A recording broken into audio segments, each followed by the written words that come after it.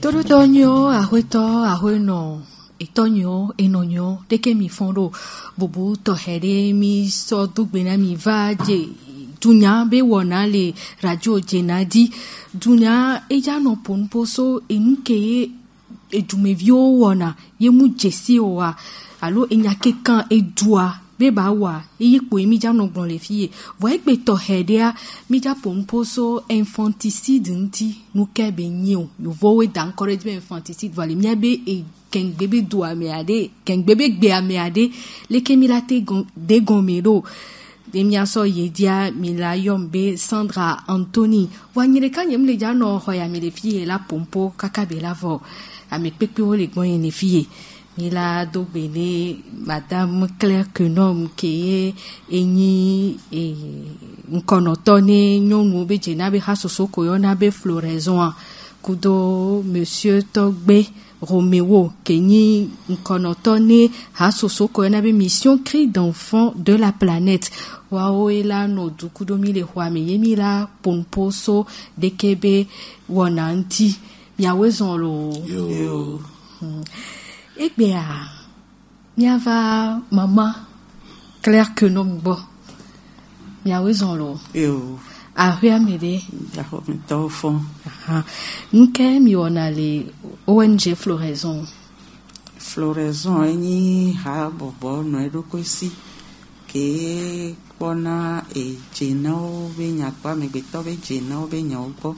vive to a jena kokudo e amegbeto be e hae e do duive jena e hato me beno no be jena udo mia be e kotanu be jena bo mi wona do udo nyonu be jena ti vevede mi grona funya o nyonu be nyocha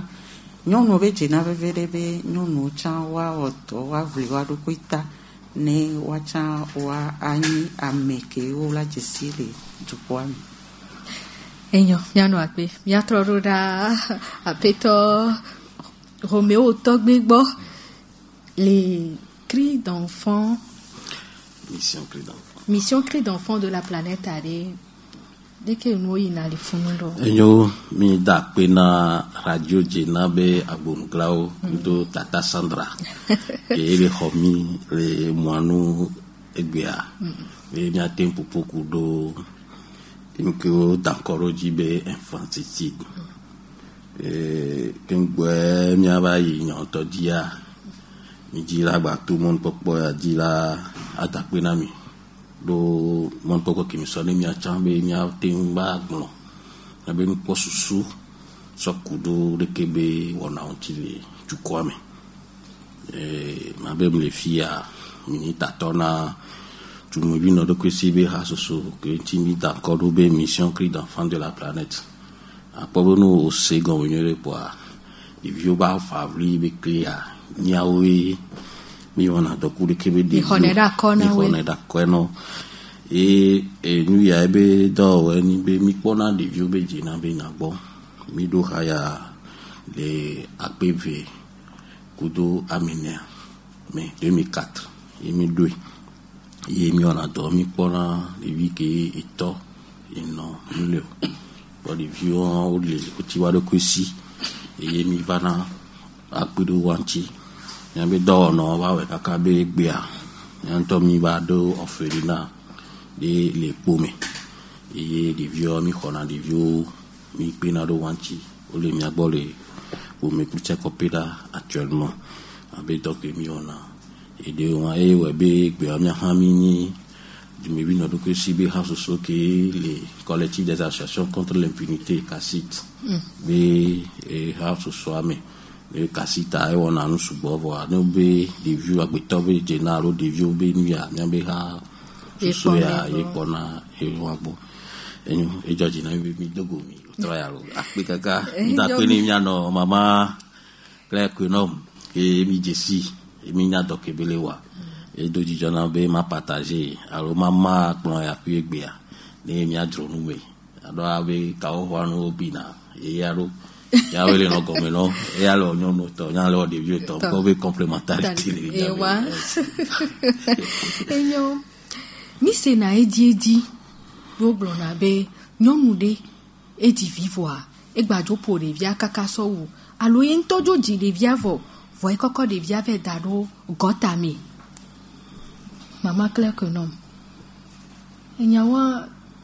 Mi laissé à. Et nyale do vonvon. Va des via. Et mouya ira ekpo evinina. Eke belele mi agboro.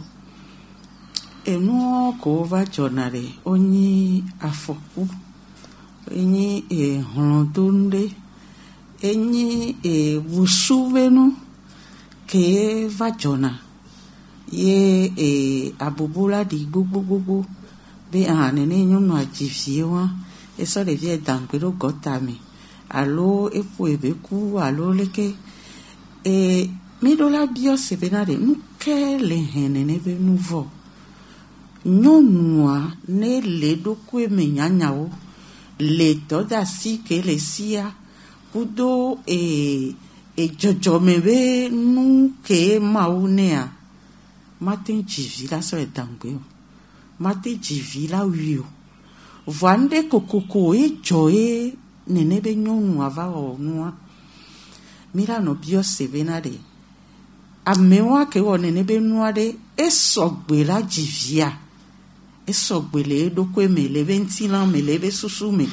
la jivi la te henvia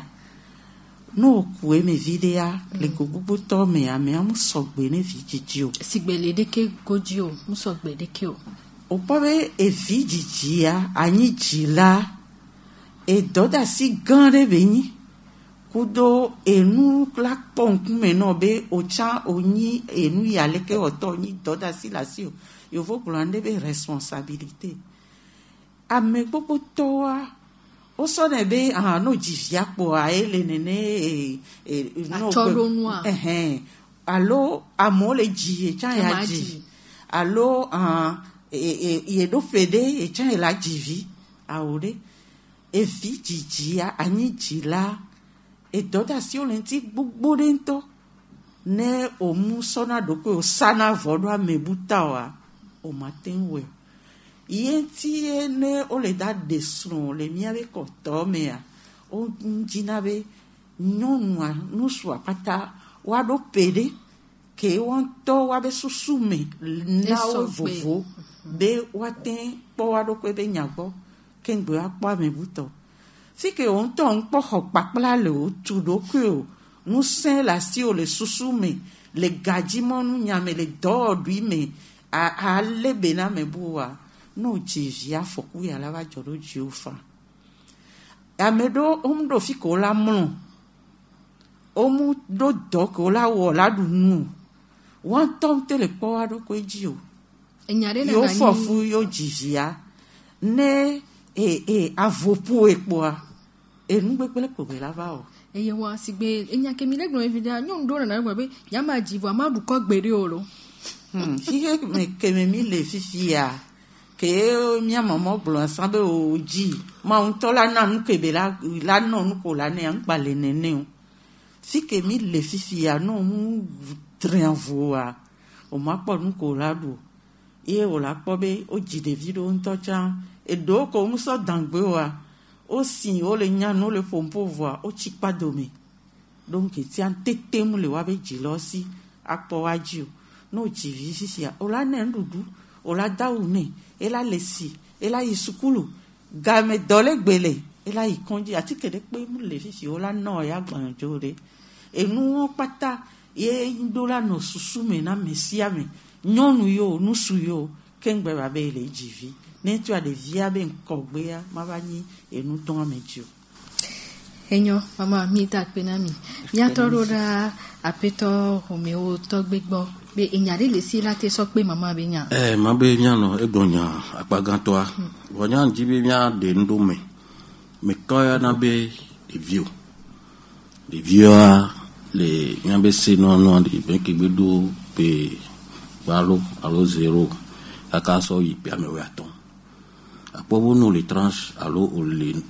awame alo pe won be dormitory me ntete de pe pour la si obi on to o la te on le pepe o la na me gomme pe ya me ko gomme mi no na tutu gban yin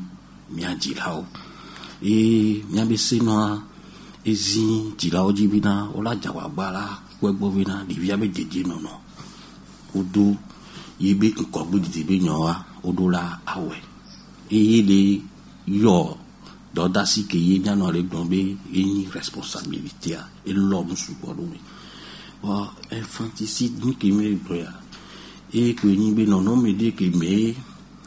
e nusu evito alo vino do mi manyanu ke nti opo ento la be a ho agbe le deviasi viki into dia nyo no de pe ono nusu jan o le we o le pera vivi o le ho agbele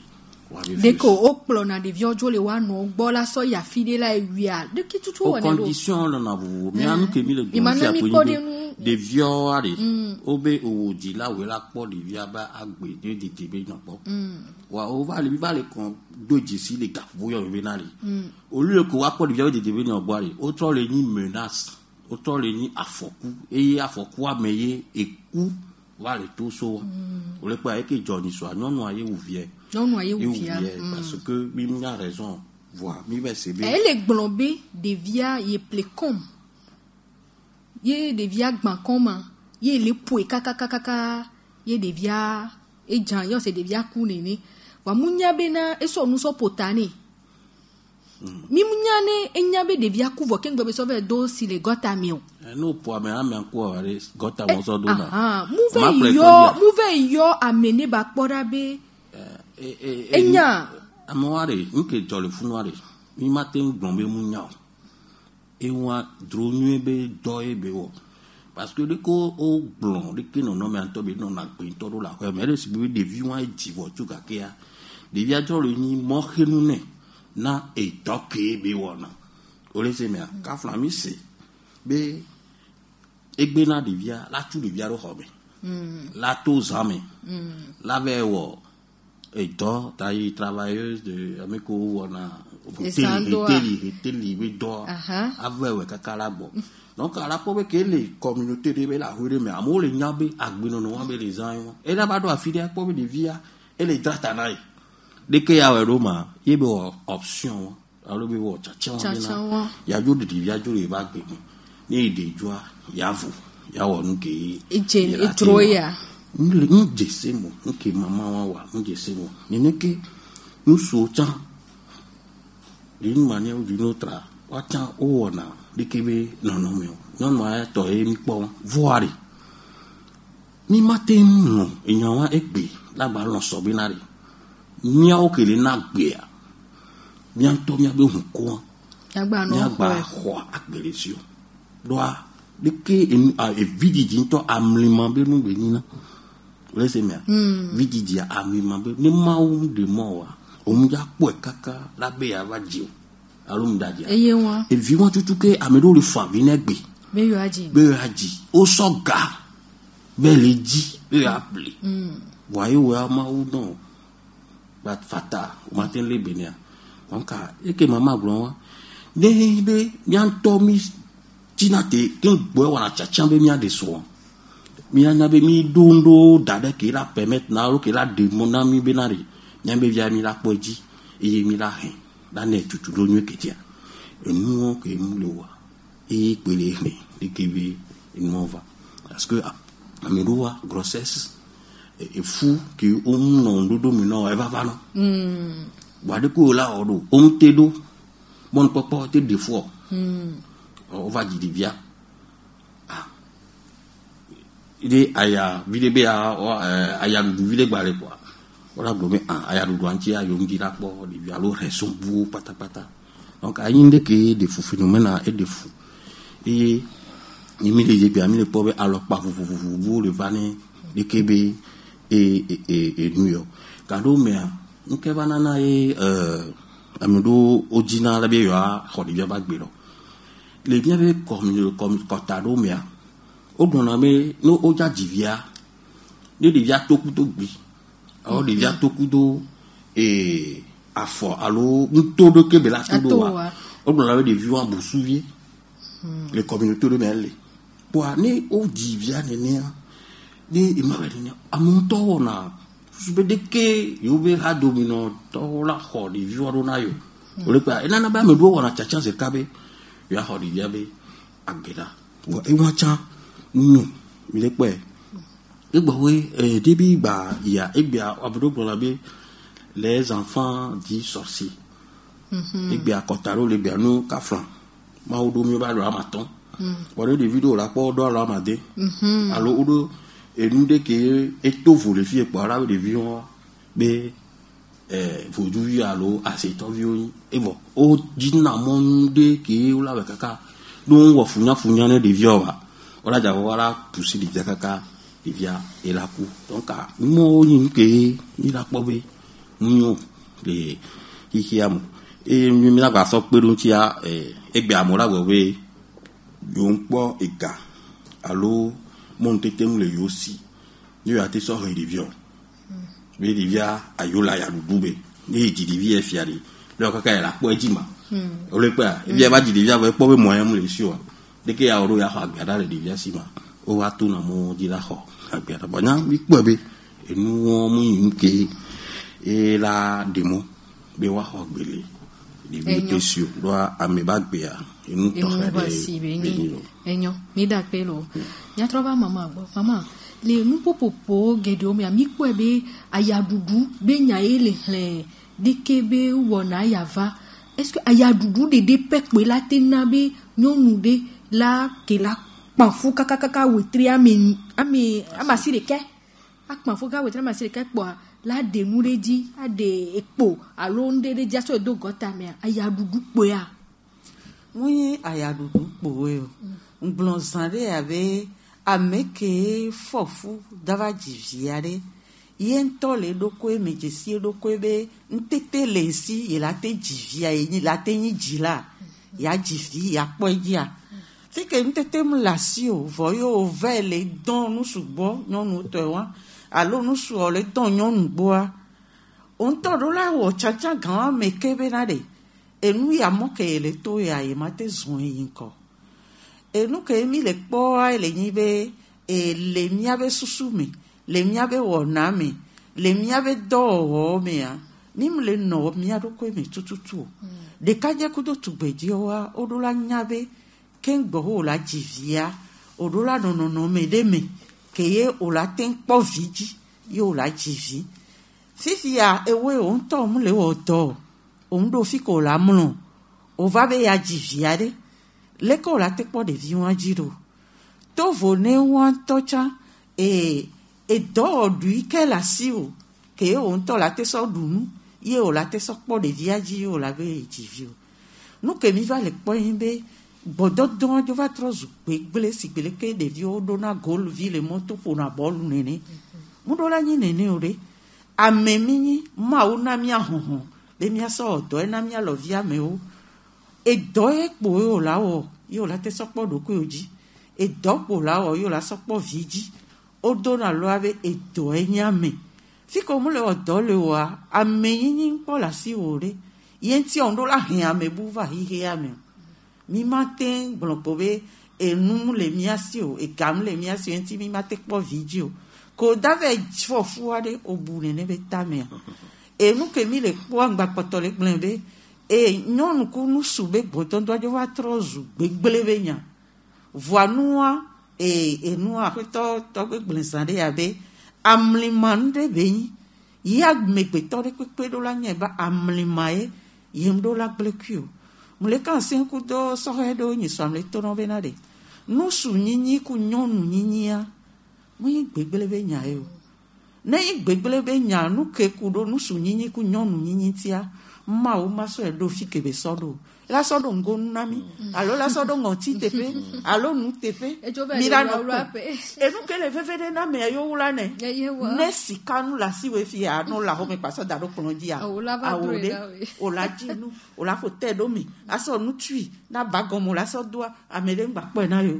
nene mi abe nyonu nyinyi ku nu su nyinyi a ma wo so fe da do kaka fide be wa le bene donc si amlimador de lenti o le dava au cuit fifia que mi sort do gbajaji ade mi sort le football ade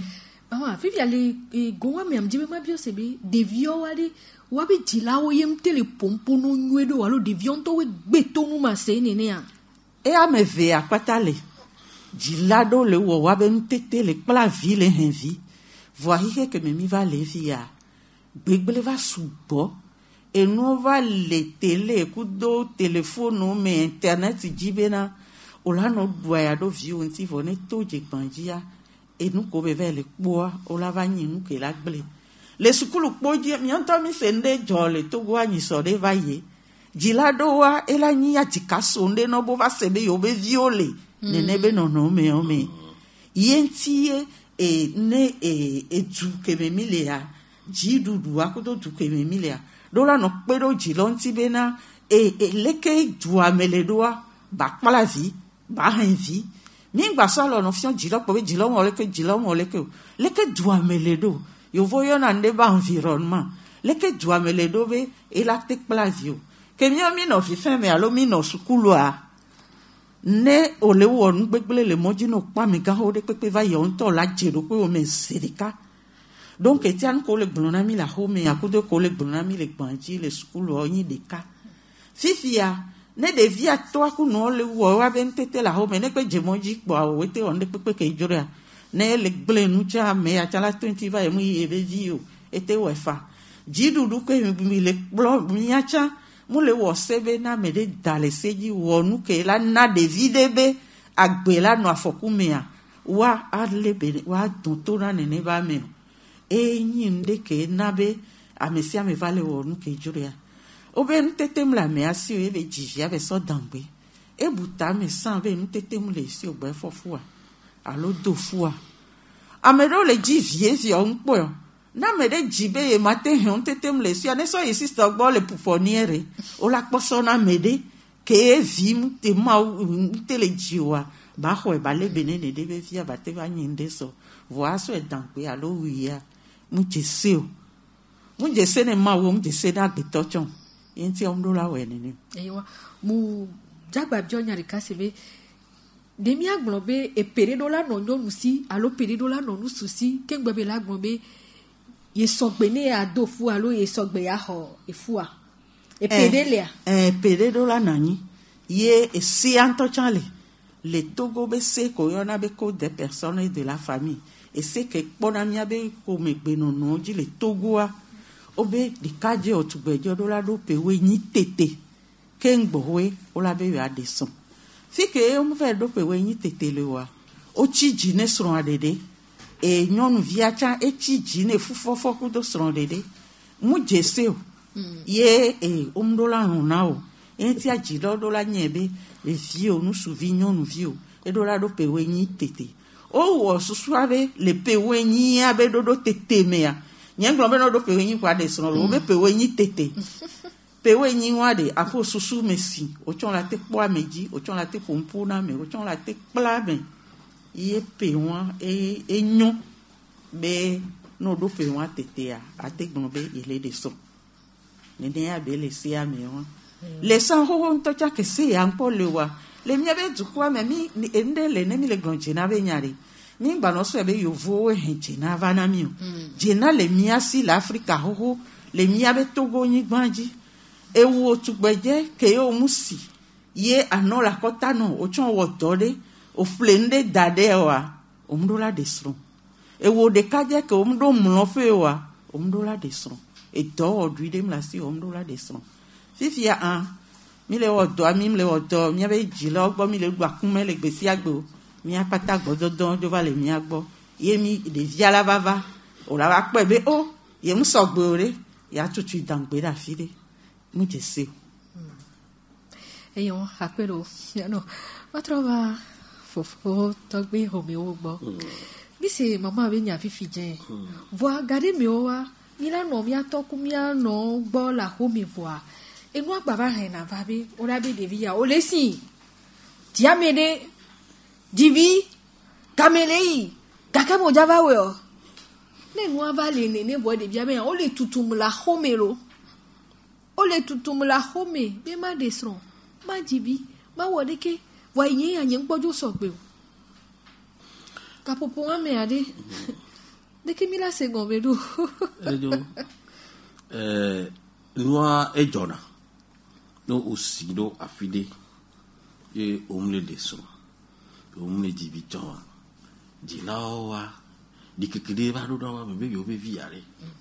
de ke o e so me da ba no do de ke nya glo ko bere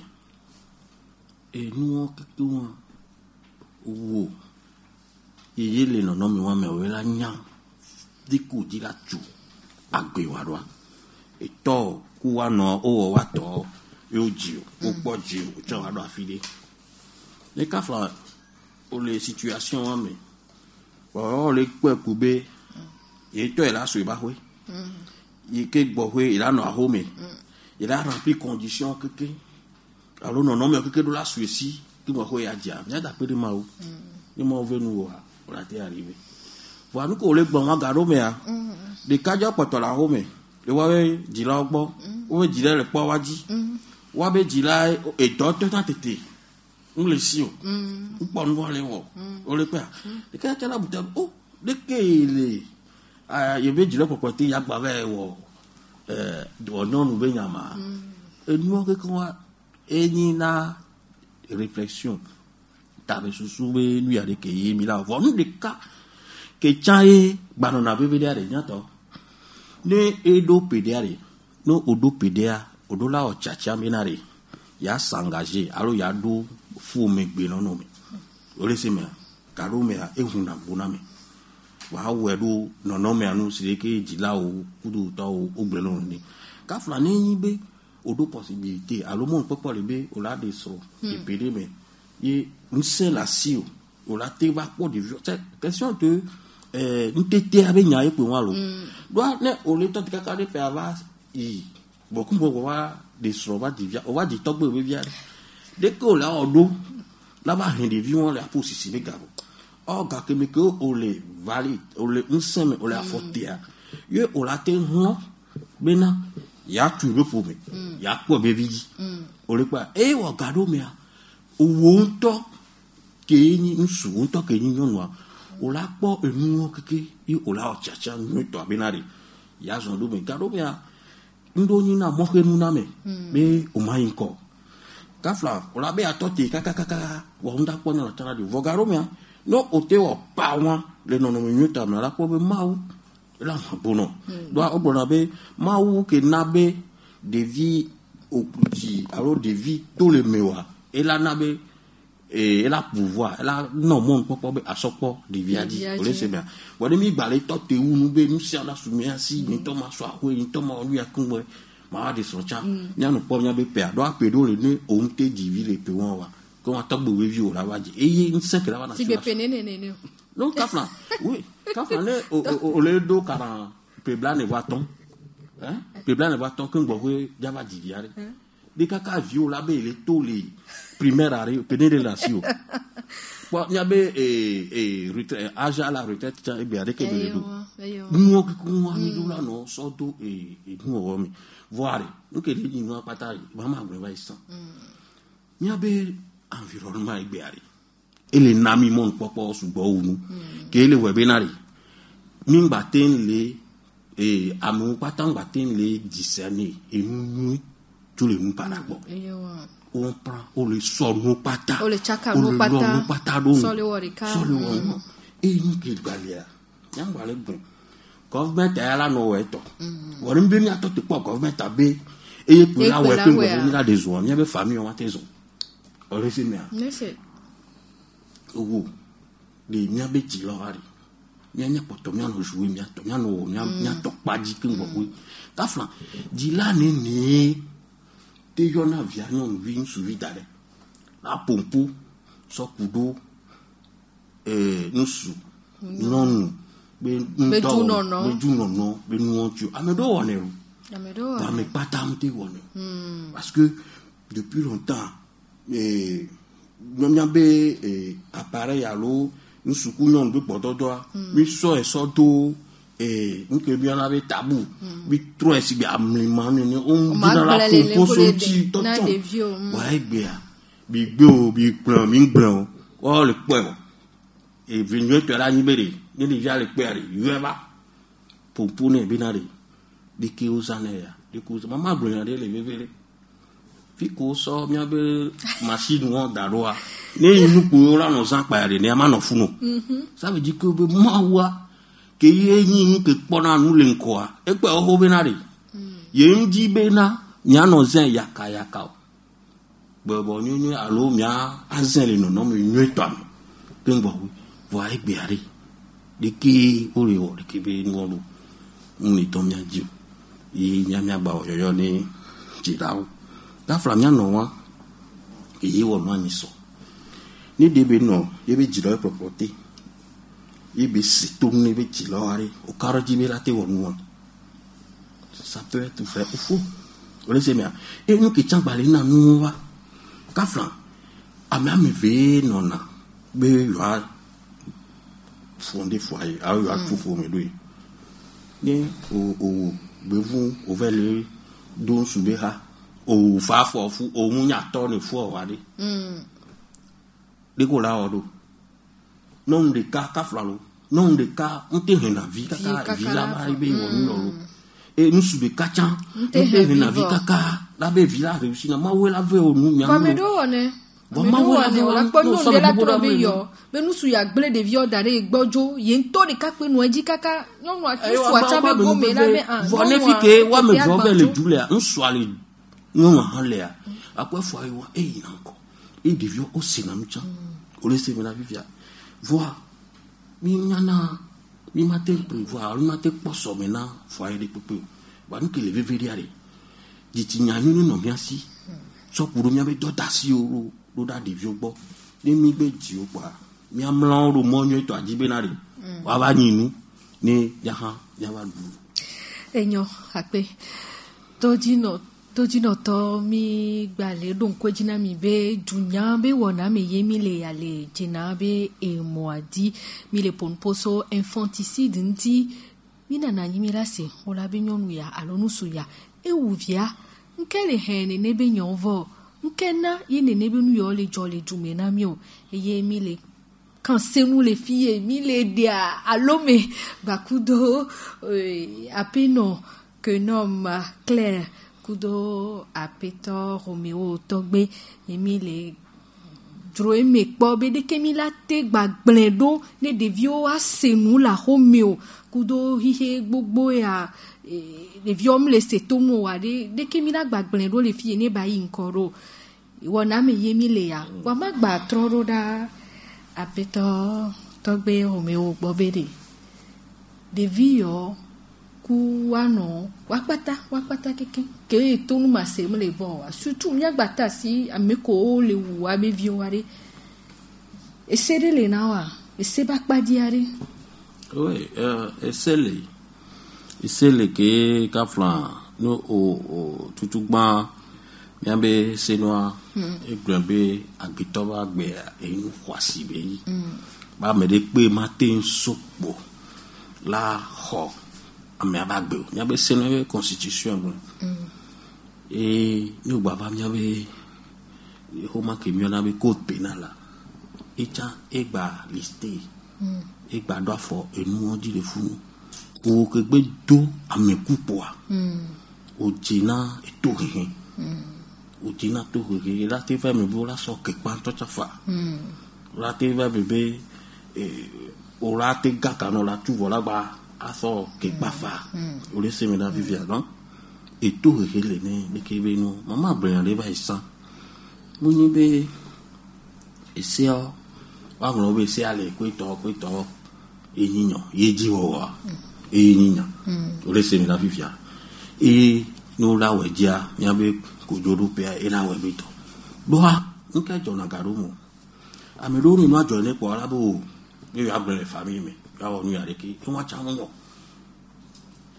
itara bo be ya nya wan kan be mi ato wa mu no nínú agbejo ye amegbe to ba gbegbe ti me po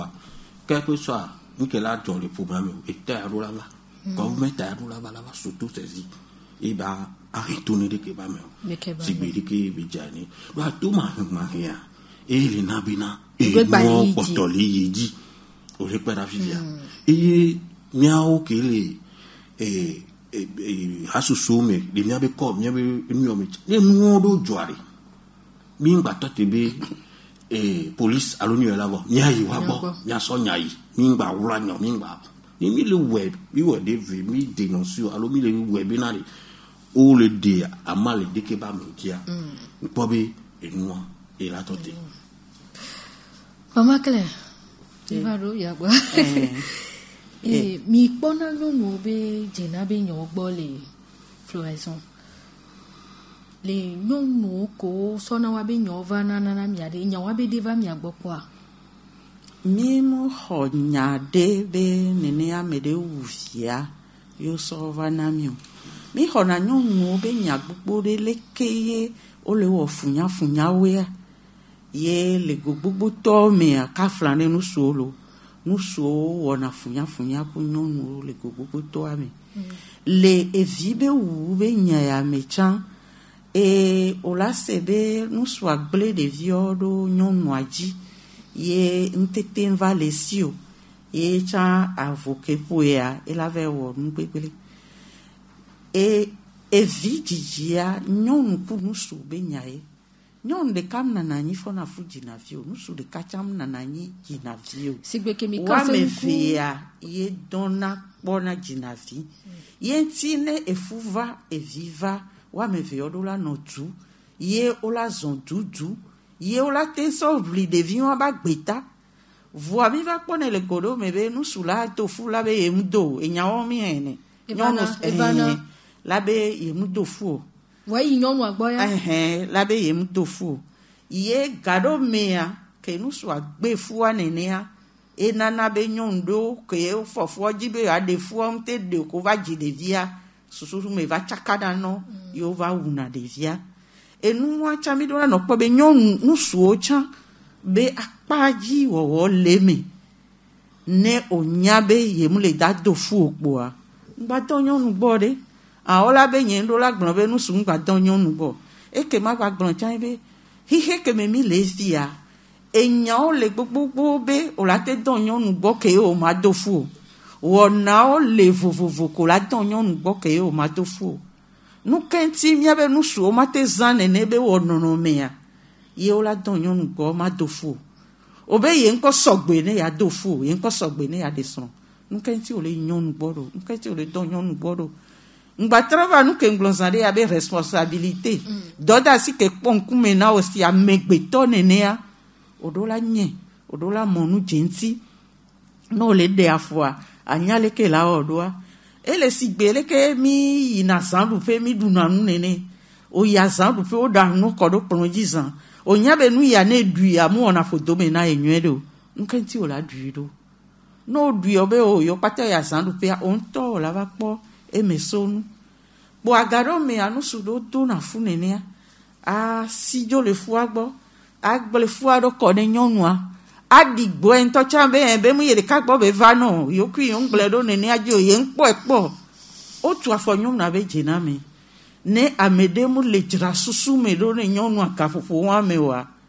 ela te on gbegbele fa mama dodo kawe le ye mi so ho na nyonu mi do no ra kondi a psychologue de le ke kana sen kudo adeke mi te jana gbagba jrana adeke be ko he odo miao ya sigbeyento nenea leke mi ho tutu dodo de amegbeto be susu mejrado as wo dodo kwame ne ba ye do ko emia mi wo ne be ntido boa o amoje simi lo ne be do anti ye ne nya jora merojia o yona mi ye ovakponami ye mi de na susuko radio do jesi mi ave do on povele ke radio le fifi ne nya jora mojia ove biona be mekelak pedo yenti ele do kuhede ne onofion ya fodope o yonami ovana kado me o sora mi abe numero na we ovana ye mi fona todo no mi fiono wa fodope dokita e o la poa e konkeji o la io lawyer e o la poa ame ke la futuro no la kwa mi nenebe enyo le mi asi ke mi mana kudowe ne wate yiwa do kwe yonu yo ko mi honare do to nya do le omle wo do wa de kyo mi hona nyon de pepe o nyɔnu ɖe be nya le asi nye fifi mi kpɔ wɔ evɔa ewɔna dɔ le ministère gã aɖe ŋutɔ ke woaku srɔ̃ le ɖo tukaɖa me nu ke dzɔ nyɔnua dzi be tsã ya gba kpla nu ya yi ŋkɔ esrɔ̃a gbe ehɛ tukaɖa va wa dome neneke asime nyɔnuwo va nɛ neneke nyɔnu ko le wɔbɔnu dɔ tsã va nɛ neneke dɔkplaviwo va nɛ axixe me akpɔ amegbetɔ akuxe nɔ ŋuti vovovo ŋutɔ be wonya xɔma woɖo diplôme ɖe nyisɔ ɖe amu le wɔ tutu ɖo ne enua syndicat me tɔ ɖo dɔtɔ be habɔbɔ ɖe me ye mu le gblɔ nyɔnuwo be dzena leke nyɔnuwo kpɔna nuke kuxe le srɔ̃ɖeƒe kudo aku nyɔnu suwo be agbenɔnɔ mea ke wo be mianɔ tevi ɖe miave ɖu nu miava nusu ɖo ŋutɔ tsã gogo me be nu ya leke kpo esrɔ̃ le wɔ kui le axɔme ye ŋkplɔ ɖo mɔ ke dzi ma kplɔ ɖoe kpoa wokpɔ be wogblɔnɛ be etre ve le esi dzia wolɔna wa nɔnɔ kpoe vua mia wɔ amegbetɔ tɔ be mi gbanɔ wɔ afɔku bava nɔ to le me ye ŋuti ne nyɔnu ɖe ve fɔfu tugbedzevi ɖe fɔfua mi ɖe kuku be nusu ke dɔn gbɔa ŋgbagble nene be nu ke dzoa ɖo kɔ ne nyɔnua ɖeka o eve yewo nɔna ye wo dzina vi kpoa ne nutete ŋgbala asi o tsã ɖo la ɖi gbɔ nyɔnuvia be ye ŋkpɔe kpɔ ye ŋu dzesi o fike be soku nyawa ma ye susu me bava tsaka ne bava yi enugbegble wɔƒe o lo. Enyo ne miagba ye di ne miasɔ kpa nya ɖe topo ɖo ke le miasi fi mi la gblɔ ne evinɔwo ke wole ɖua gaƒoƒo ya me ɖeviwo le akɔdzi nɔ wɔm kpɔ mi ke la kpe ɖe wa ŋuti o eŋuwo me ye susu ɖe baba nanɔ le wa. Mia gblɔ bena ɖe ne gba sẽ ŋu kaka tsã ɖe mi ɖo la amegbetɔ mi nyi ahɔhɔ le miasi ma wona mi nunya mi ɖo la gblẽ ɖo ɖe ye mia nɔvi dzimi hopu dzi ha va yi ne dume didi tsã fɔkpoe la yi la exɔme xɔ zoa amekpoe la mlɔe yi ma wona mi susu mi la te wɔ agbe nyi gã yi ŋutia egba te sẽ ŋu ɖe kpekpea mia yi mia ɖokui me ne glo mia amewo le la foto ɖo na mi na ame ɖe va radio dzena le fie be esẽ ŋu na ye no fiɔ ya ame ɖe ke la kpe ɖo ye ŋutia xɔse be radio dzena la na wo telefone nɔmba ɖo gbogbo ɖo ke mi la te kpe ɖo wa ŋuti ame ko dɔkita ko dzrana susu me ɖo na miwo tsã woatsɔ le mi la ɖo ɖo wa gbɔ ne kodzoɖoƒewo la yi ye kodzoɖotɔ la akpe ɖo wa ŋuti wola yɔ ame ko ɖo nyaku ye wola ƒo nu ƒo na wa ele ye ŋutia be egba sẽ ŋu ɖe kpekpe tsã ame mi nunya le mia si miawɔe be miatrɔ va meme ne fi ke nya le wɔ na mi oa ame ko la kpe ɖo mia ŋutia mia dziwoe ne woate kpe ɖo mia ŋuti lo. Enyo apetɔ tɔgbe Romeo nyake le miasi mi la sɔ kpe ɖo mianɔ ŋuti kpekpe o. Ndakpe nyanu so xɔ agɔdzidzi akpokpo tɔ fifi